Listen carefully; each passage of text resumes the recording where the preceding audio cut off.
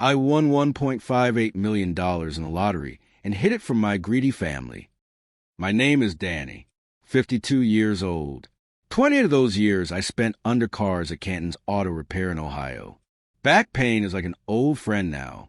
Shows up uninvited. Stays too long, never pays rent. And for 28 years, I paid for other people's dreams while they treated my life like it was worth less than their wants. Today I'm going to tell you how I finally changed the oil in that broken system. Thanksgiving 2023. I'm standing at my sister Carrie's sink, elbow deep in greasy turkey water. 22 people crammed into her dining room. The noise is unreal. Kids screaming. Football blaring on 3 different TVs. Someone's dog barking at absolutely nothing. And Carrie, my dear sister Carrie, doesn't even look up from her phone when she yells across the kitchen. She tells me they've been doing some calculations. Says if I sell my house and move into an apartment, she'll have just enough for that granite countertop she's been eyeing. And Ashley, my niece, she'll finally get that destination wedding in the Dominican Republic she deserves.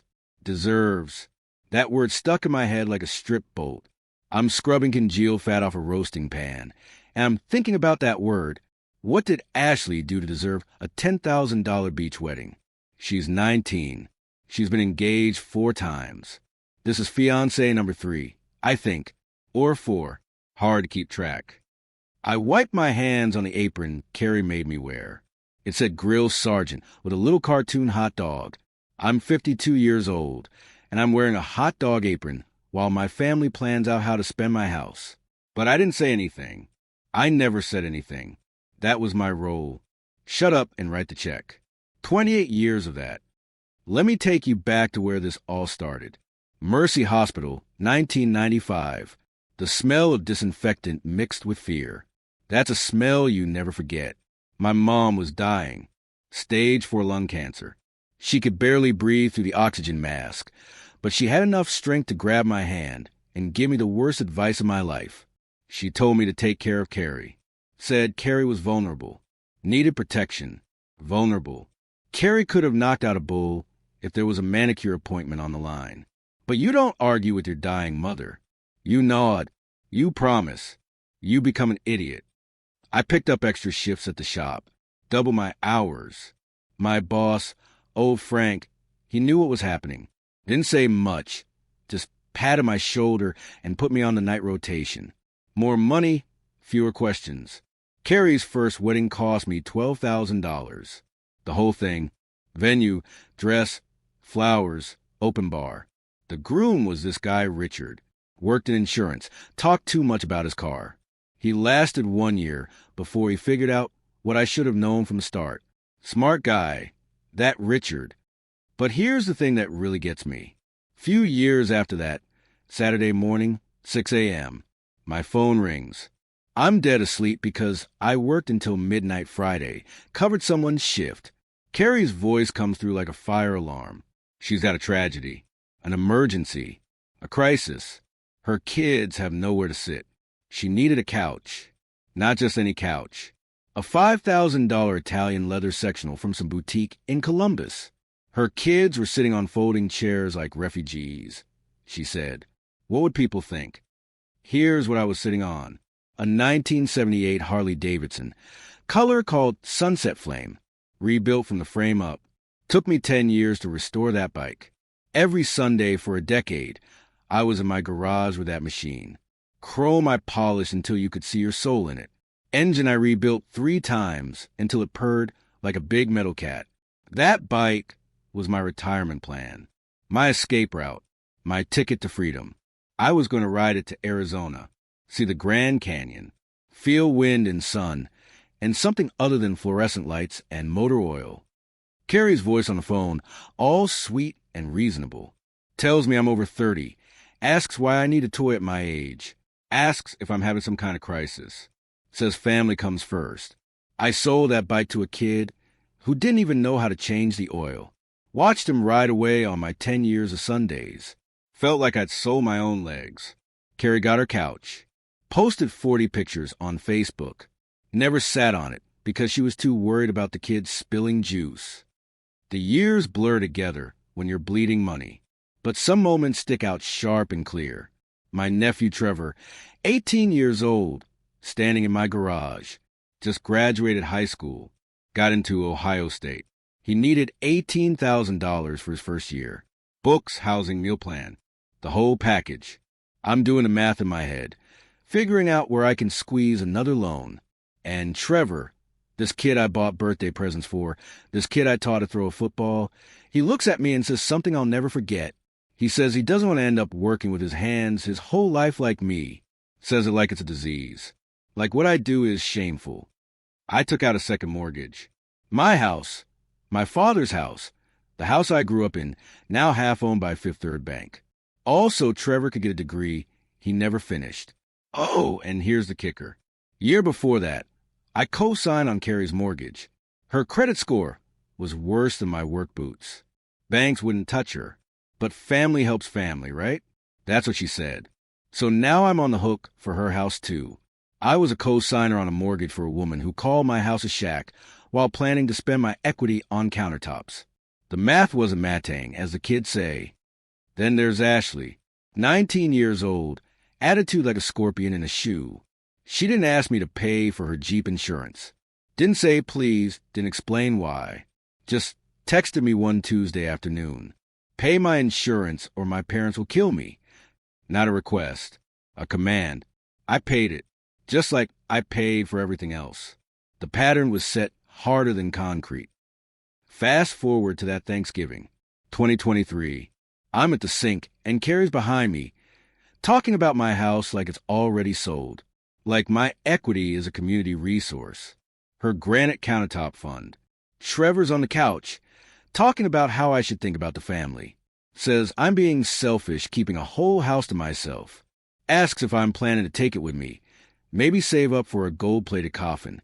Ashley's laughing, showing her friends pictures of venues in Punta Cana on her phone. And then I heard the only honest voice in that house. My grandma, 86 years old, sitting in the corner like a wise old owl. She'd been quiet all day, just watching, eating her dinner, observing the circus. She looked at me and said something simple. Said they were eating me alive. Like locusts, that's the exact word she used. Locusts. I nodded at her.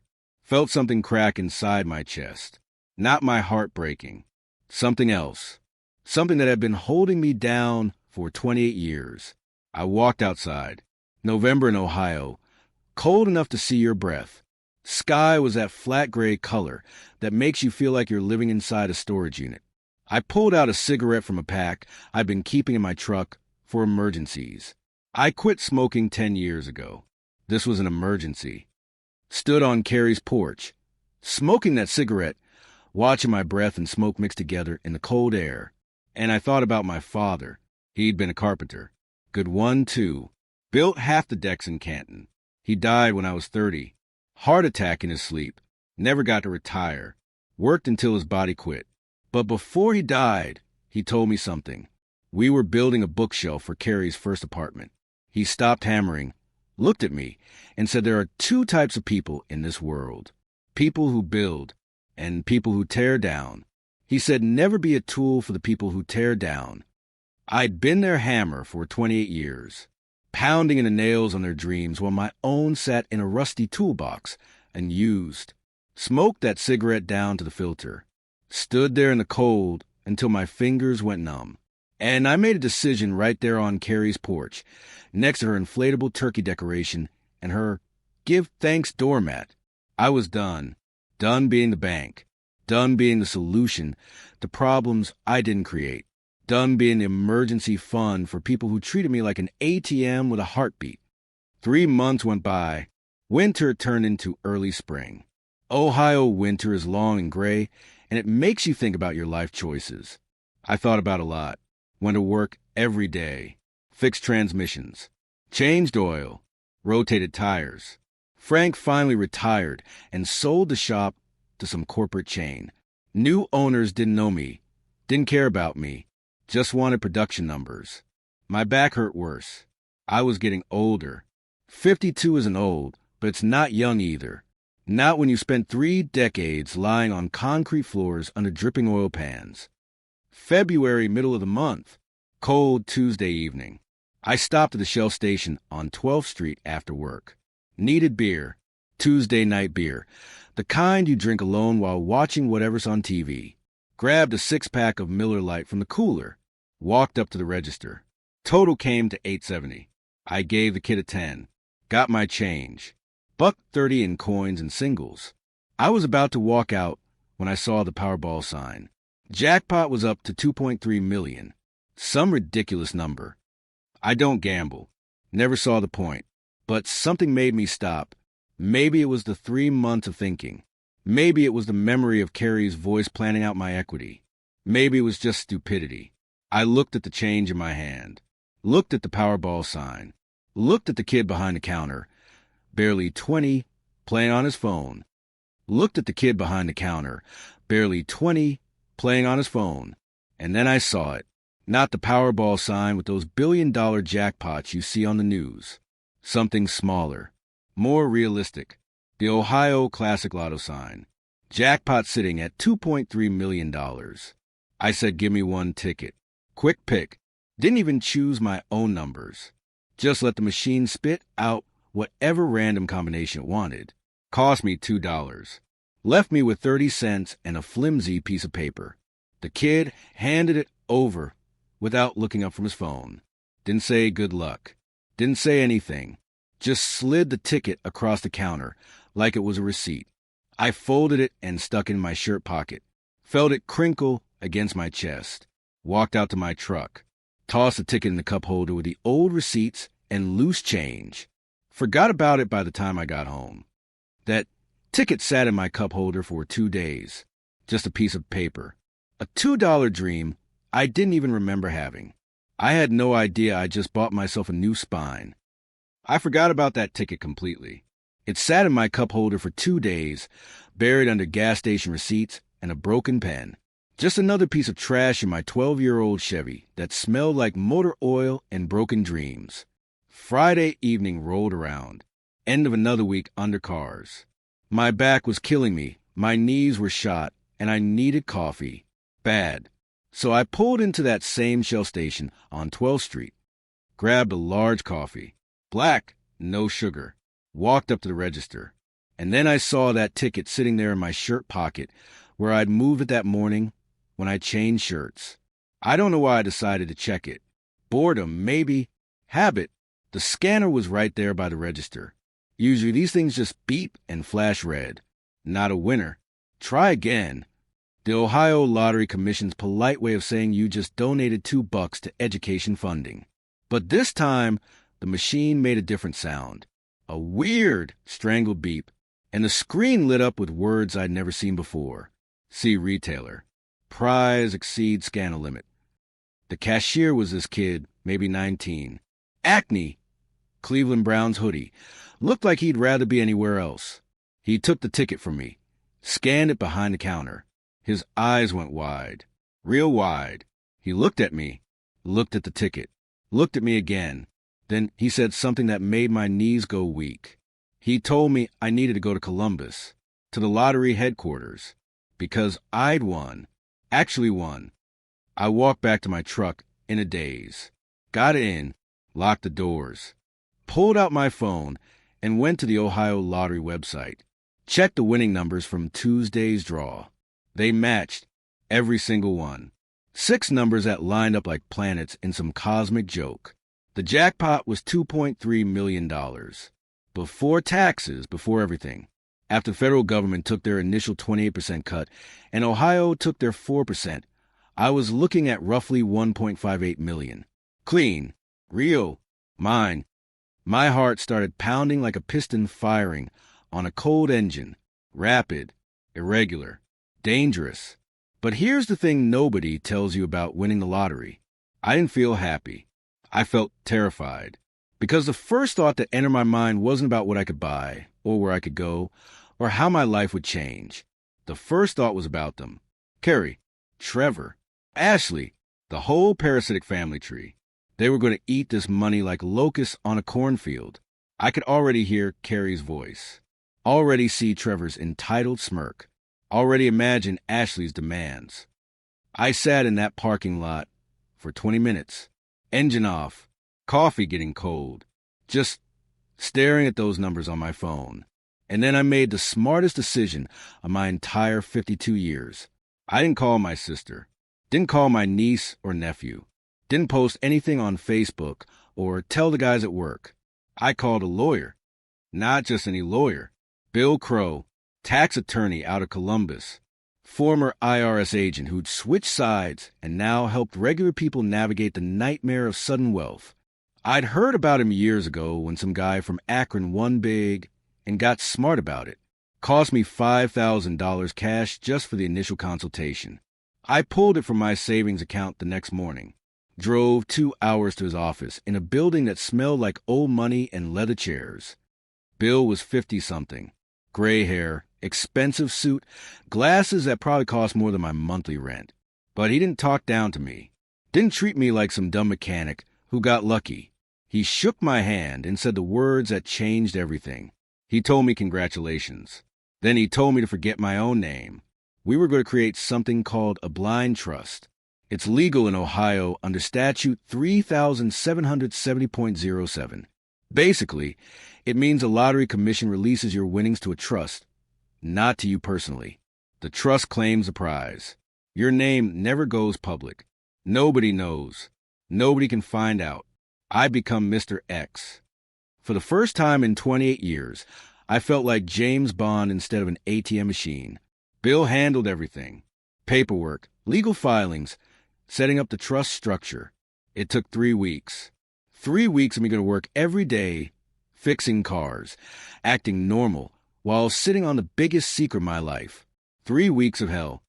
Week 2, the phone rang. Tuesday evening. I was in my garage, changing the oil on my neighbor's Camry for $50 under the table. Wiped my hands on a rag and answered. Carrie. She was excited. Real excited. That fake cheerful voice she used when she wanted something. She'd heard the news. Someone local had won the classic lotto. $2.3 million. It was all over the Canton news. People were going crazy trying to figure out who the winner was. Carrie asked me if I'd heard about it, if I knew who won. Then she said something that made my blood freeze. She said if I ever won something like that, I'd share it with family, right? Because that's what family does. We take care of each other. I wouldn't be selfish like those people you hear about who win and abandon everyone. Selfish. That word again, their favorite weapon. The guilt grenade they've been throwing at me for 3 decades. She never asked how I was doing, never asked about work or my health, or if I was lonely in that house by myself. Just jumped straight to hypothetical lottery winnings and whether I'd share, like she already knew, like she could smell money the way sharks smell blood and water. I mumbled something about being busy with a car repair, told her I had to go, hung up, sat there in my garage, phone in my hand, oil on my boots, and realized something important. That $1.58 million had just transformed from a blessing into ammunition. This wasn't about improving my life anymore. This was about survival. The money cleared into the trust in early September. Bill called me on a Thursday morning, told me everything was locked down tight. The funds were secure, invested conservatively, generating income. I was officially a millionaire. I celebrated by eating a gas station hot dog and going back to work. But I also made a decision, a big one.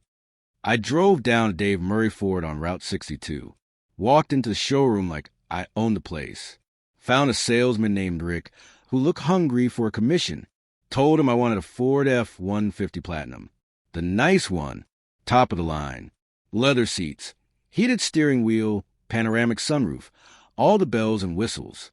Color didn't matter, whatever they had on the lot. Rick's eyes lit up like Christmas morning. Came out to $68,000 after taxes and fees. I paid cash, actual cash. Brought a cashier's check from a bank Carrie didn't know about. That new truck smell, chrome gleaming in the September sun. Seats so soft they felt like butter. No rust, no rattles, no mysterious engine noises. No prayer required to start it on cold mornings. I'd driven garbage for 30 years so other people could drive nice. This truck was for me. Took it for a drive through town. Stopped at Swenson's for a burger. Felt like a king. Carrie saw it 3 days later. I'd parked in my driveway, wasn't hiding it. She pulled up in her minivan, got out, walked around my truck like it was a crime scene.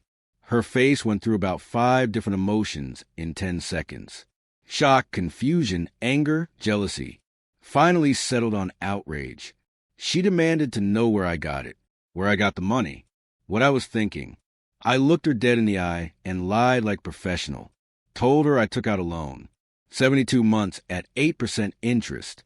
Been thinking about it for a while. Decided I deserved something nice before I died. Carrie went pale, then red, then pale again. She told me I was irresponsible, reckless, that I had no business taking on debt at my age. What if the economy crashed? What if I lost my job? What if the family needed money? That last part, what if the family needed money? Not what if you need money, Danny. Not what if you get sick, or what if your truck breaks down? The family, their emergency fund, their backup plan, their ATM. I just smiled and said not to worry. I had it covered. Then I got in my beautiful new truck and drove away while she stood in my driveway, probably calculating how much she could guilt me for now that I had a truck payment. But here's what she didn't know, what none of them knew. I'd stopped paying for Ashley's Jeep insurance 3 weeks earlier. Just stopped. Canceled it through the online portal. Nobody called me. Nobody noticed. I'd stopped sending Trevor his monthly $200 for expenses. Just let that automated transfer die. I was done being a utility they could tap whenever they needed. October came and went. I kept working at the shop. Kept living in my house. Kept driving my nice truck. Lived like nothing had changed except for one small upgrade. But I was collecting evidence, making notes, watching. Trevor posted on Instagram about his new gaming setup, $4,000 computer. Posted at 2 in the afternoon on a Tuesday, during school hours. Ashley was planning a bachelorette party in Nashville. Posted the itinerary. 3-day weekend, fancy hotels, bottle service. For a 19-year-old who couldn't pay her own insurance. And then came the moment that sealed everything. Early November, I went to my old bank, First Federal on Market Street, the one I'd used since I was 18, where I'd had my first savings account, my first car loan, my mortgage. I was closing my checking account, moving everything to the new bank Bill had recommended. Needed a clean break. Old Marge worked the counter. She'd been there since the 70s. Knew everybody in Canton. Sweet lady. Always asked about my mother. She processed my account closure, handed me a cashier's check for the balance. Then she leaned in close and lowered her voice. Told me my sister had been in earlier that week, asking questions about my accounts, wanting to know my balance, trying to find out if I had any CDs or savings accounts she didn't know about. Marge had told her it was confidential. Federal law. She couldn't discuss customer information, but Carrie had been pushy. Insistent, almost aggressive, told Marge they were family and she had a right to know if her brother was in financial trouble. Marge patted my hand across the counter, told me to be careful. Some family isn't family at all. I thanked her, walked out to my truck, sat there in the parking lot processing what I'd just learned. My own sister, my blood, the person I'd been supporting for 3 decades. She'd been trying to access my bank accounts. Trying to find out how much money I had. Trying to sneak through the back door of my financial life like a thief. That was it. That was the moment the last bit of guilt died. Thanksgiving 2024 was coming. Exactly 1 year since I'd stood at that sink elbow deep in turkey grease while they divided up my life like vultures on roadkill. Carrie called every day the week before, excited about the holiday, asking if I was coming, reminding me about the granite countertops she'd picked out, mentioning how she'd already talked to a realtor about listing my house. I told her yes. Of course I was coming. Wouldn't miss it. We'd talk about everything. The lie came easy, smooth as that new leather in my truck. I spent the week before Thanksgiving getting my affairs in order. Bill had prepared a document, 1 single sheet of paper, plain white, standard printer paper. But that paper contained enough information to detonate my family like a nuclear bomb. It had facts, dates, numbers, receipts, all the evidence they'd need to understand exactly what they'd done to me for 28 years, and exactly why I was done. Thanksgiving morning, Thursday, November 28th, 2024. I showered, put on clean jeans and a flannel shirt. Nothing fancy.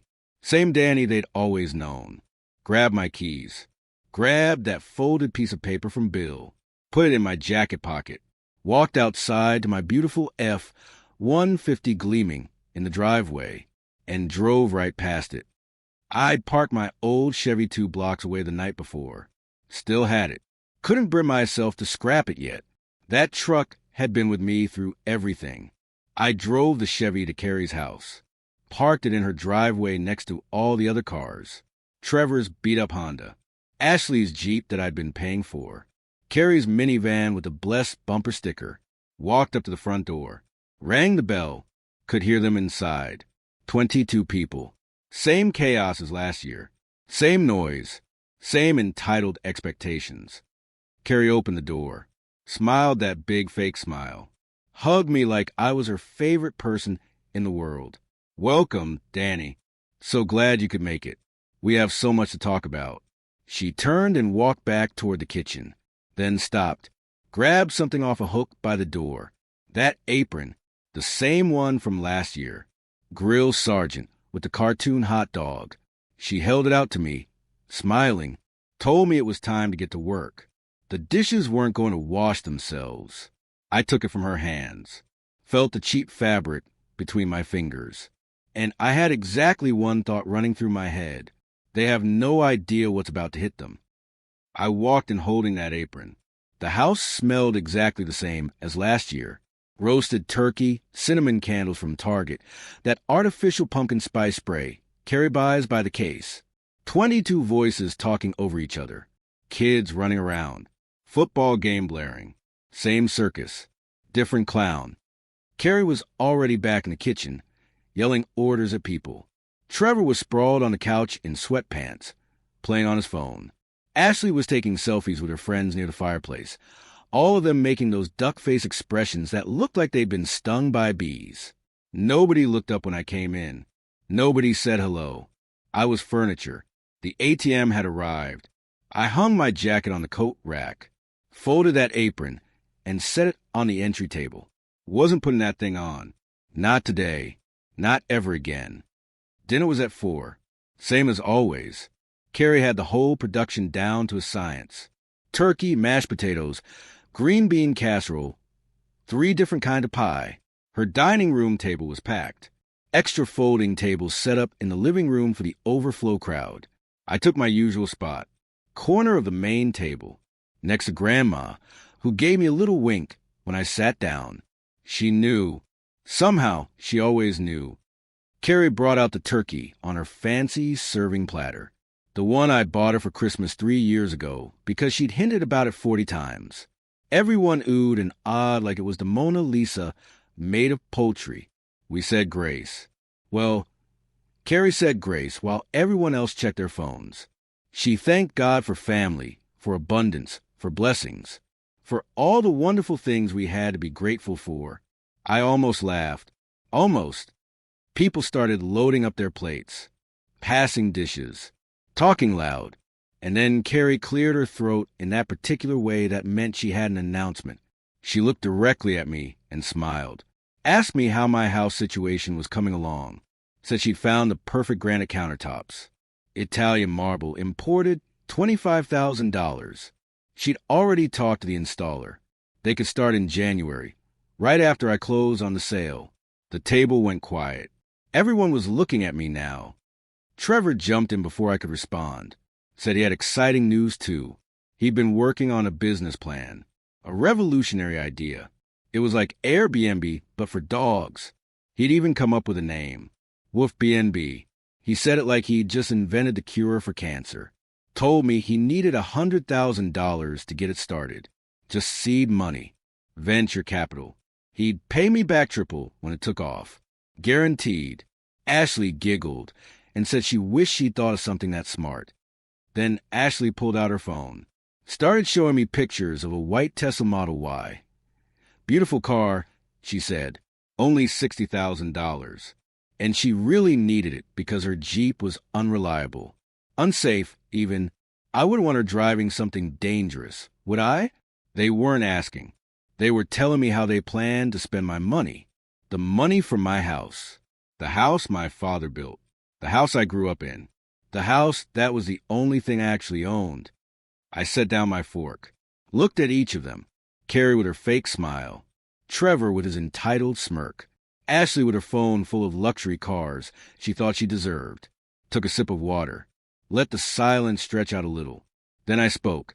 Told them I wasn't selling the house. Carrie's smile froze. She asked me what I meant. Her voice had that edge to it. That tone she used when she was about to throw a tantrum. I repeated myself. Slower. The house wasn't for sale. It was my house. I was keeping it. The silence that followed was thick enough to cut with a knife. Trevor sat up straight. Asked what about his business idea, his opportunity, his future. Ashley looked like I'd just slapped her. Carrie's face was turning red. She asked about her countertops, about the plans they'd made, about the installer who was waiting. I pulled that folded piece of paper out of my jacket pocket, the one Bill had prepared, set it on the table next to my plate. Told Trevor that Ohio State had contacted me last month. See, when you co-sign someone's student loans, when you're listed as their financial sponsor, you get the official communications, the warnings, the notices. His GPA had dropped below 2.0. He'd missed more than half his classes last semester. Failed 3 out of 5. When that happens, you lose your financial aid automatically. All of it. He now had $47,000 in student loan debt, due immediately. No degree, no prospects, no Wolf BNB. Trevor went pale, white as the mashed potatoes on his plate. He started to say something, started to make excuses. But I wasn't done. Turned to Ashley, told her about her Jeep, the one she thought was hers, except it wasn't. I'd been making the payments for 3 years. My name was on the title. My insurance covered it. I'd stopped paying 3 months ago. Stopped the insurance, too. The repo company had been trying to contact her for weeks. She'd probably been ignoring the calls, like she ignored anything that required responsibility. They'd be picking it up Monday morning, bright and early. Ashley's face crumpled. She started crying, but they weren't sad tears. They were angry tears. The tears of someone who just lost something they thought they owned. She asked how I could do this to her, how I could ruin her life like this. I pointed out that I'd ruined nothing. I'd simply stopped paying for her life. There was a difference. The wedding dress she was wearing in all those social media posts, I hoped she'd actually paid for that one. Be a shame if it got repossessed too. Then I turned to Carrie, my sister, my blood, the woman I'd been supporting for 28 years. Told her I'd been very interested in her concern about my bank balance, her questions to Marge at First Federal, her attempts to access my financial information. So I'd done some checking of my own. Wasn't hard, since I was still a co-signer on her mortgage. Banks are required to send notices to all parties on the loan. She'd missed 6 payments. 6. The foreclosure process had already started. Her house was scheduled for auction in January. She didn't need granite countertops. She needed moving boxes. The silence that followed was absolute. You could hear the football game in the other room. Someone's phone buzzing. Grandma's Pepsi fizzing in her glass. 22 people, and nobody made a sound. Carrie's hands were shaking. She set down her wine glass carefully, like she was afraid she might break it. Throw it. Something. She looked at me with pure hatred. Pure, crystallized rage. Asked me if I was a monster. If I'd won that money everyone was talking about. That lottery jackpot from the news. The $2 million. I smiled.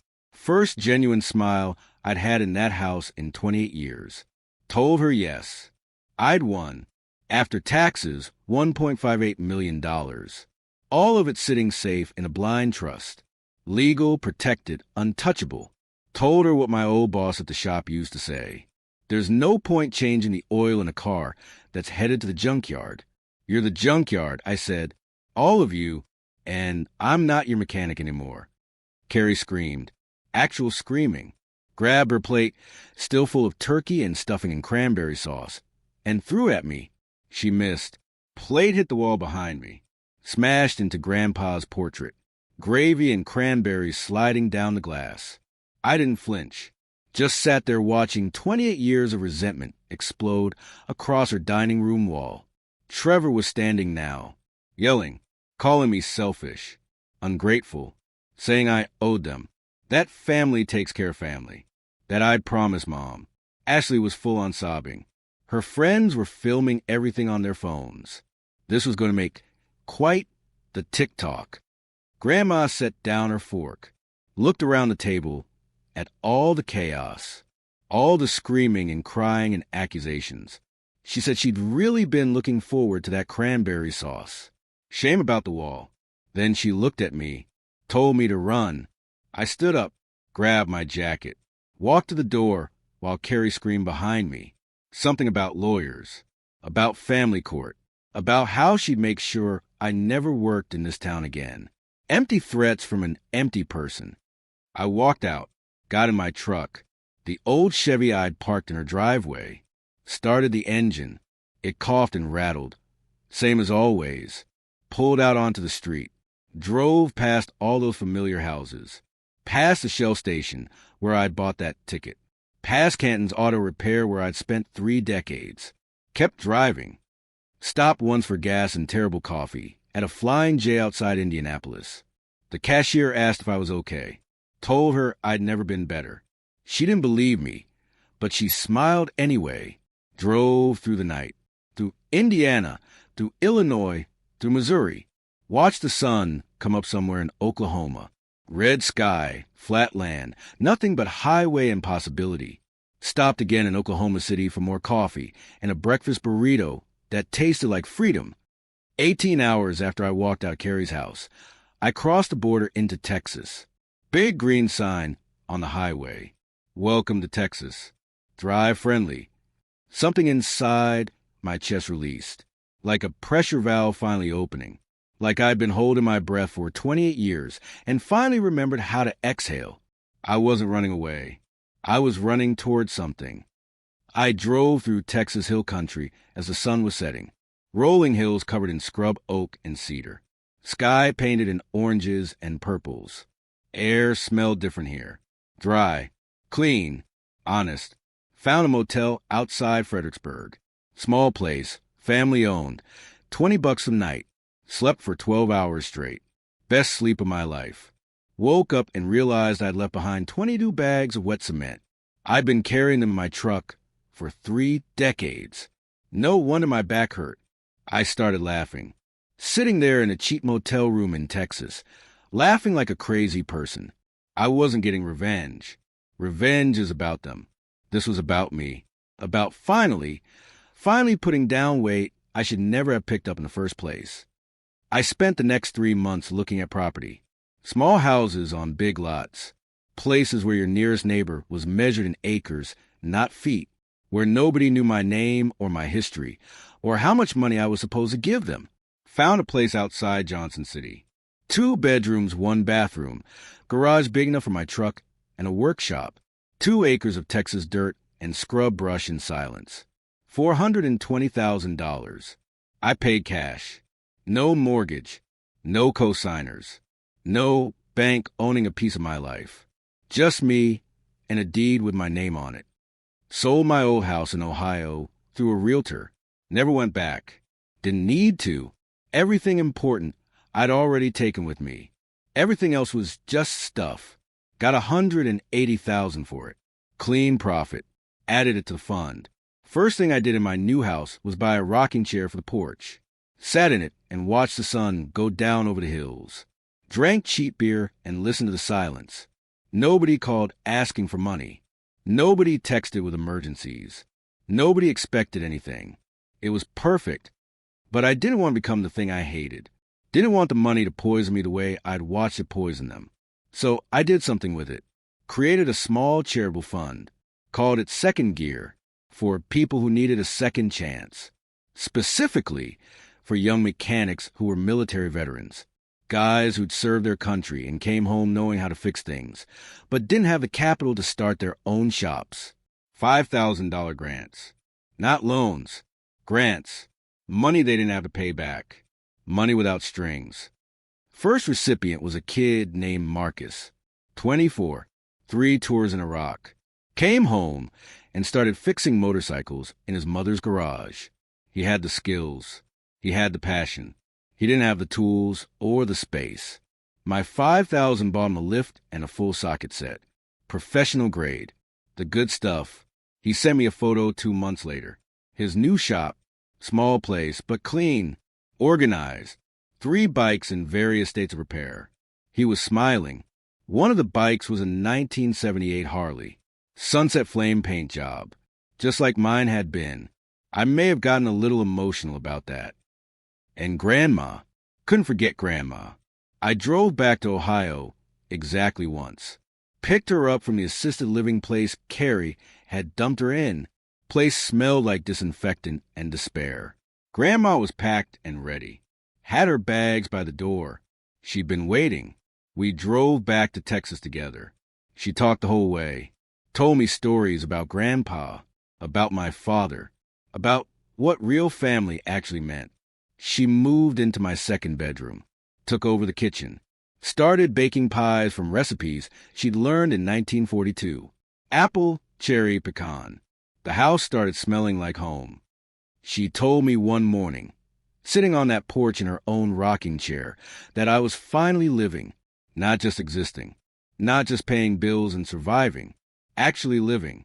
She was right. Every morning I wake up and make coffee, sit on the porch, watch the sun come up over the hills, listen to the birds, feel the warm air. Grandma usually joins me around 7, brings whatever pie she baked the day before. We don't talk much, don't need to. Silence between people who understand each other is different than silence between strangers. I heard through the grapevine what happened to them. Wasn't looking for the information. It just found me. Small town gossip travels far. Carrie lost a house, like I knew she would. Foreclosure went through in January. She's working retail now. Cashier at the Walmart on 12th Street. Same Walmart where she used to shop like she was royalty. Wonder if she offers customers extended warranties with the same enthusiasm she used to demand my money. Trevor washes cars. And you know where?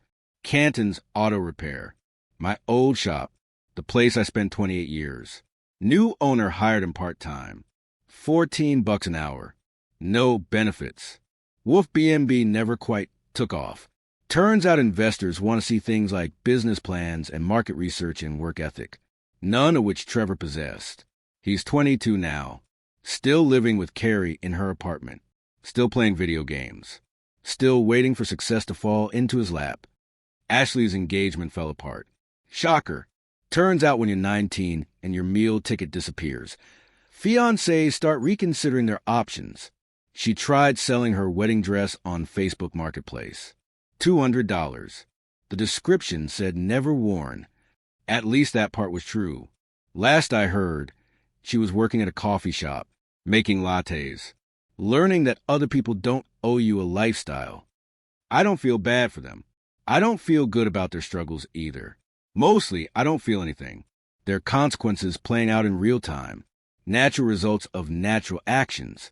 My old boss, Frank, used to say something I think about a lot now. He'd say you can loan some of your jumper cables, but you can't start their engine for them.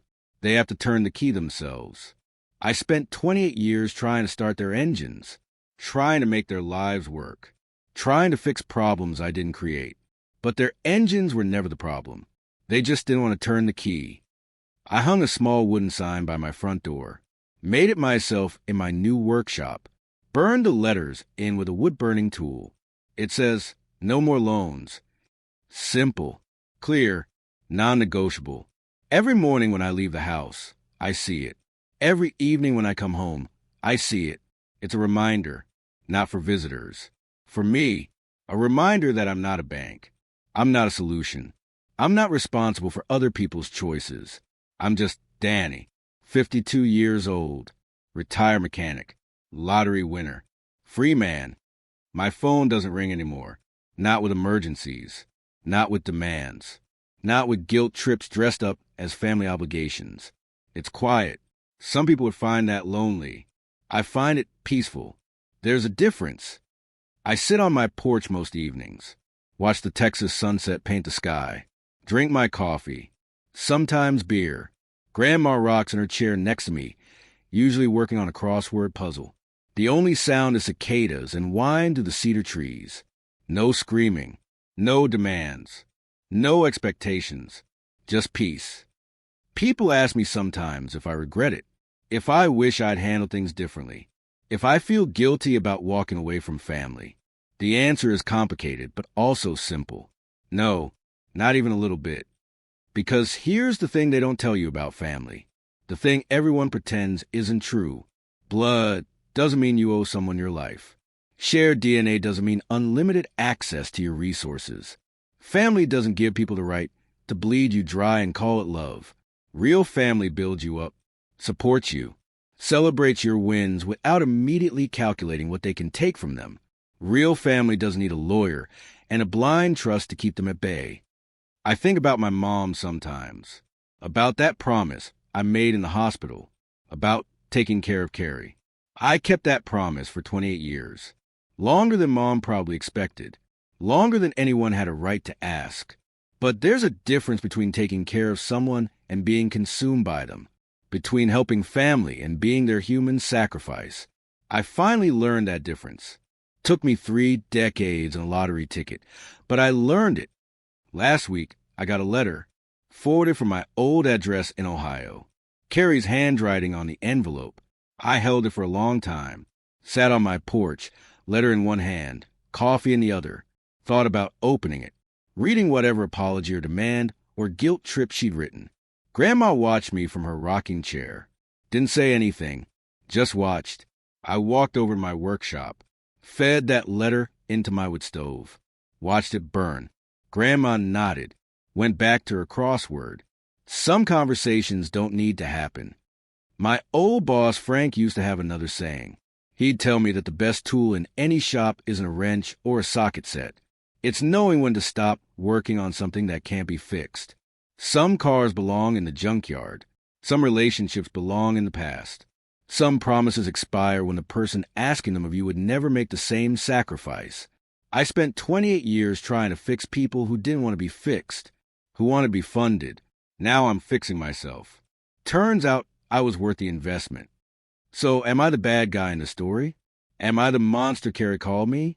The selfish Uncle Trevor accused me of being? Maybe to them. But you know what? I'm sitting on a porch in Texas Hill Country. Sun is setting. Coffee's hot. Grandma's humming in the kitchen while she makes peach pie from the peaches I grew in my own backyard. My truck is paid for. My house is paid for. My life is paid for. And my phone is silent. So I ask you, AITA? I take a long drink of my coffee, taste the bitterness and the warmth, and I realize something important, something true. I don't actually care what the answer is. I'm free, and that's the only judgment that matters.